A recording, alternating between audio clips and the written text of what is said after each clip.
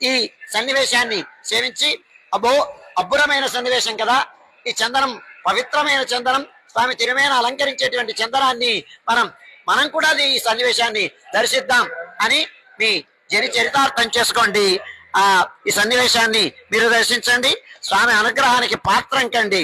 ఇంకొక విశేషం ఏంటంటే భగవంతుడు అంతటా వ్యాపించి ఉంటాడు అనేటువంటి సన్నివేశాన్ని ఈ ప్రతి వస్తువులోనూ అణువణువున పరమాత్మ ఉంటాడు.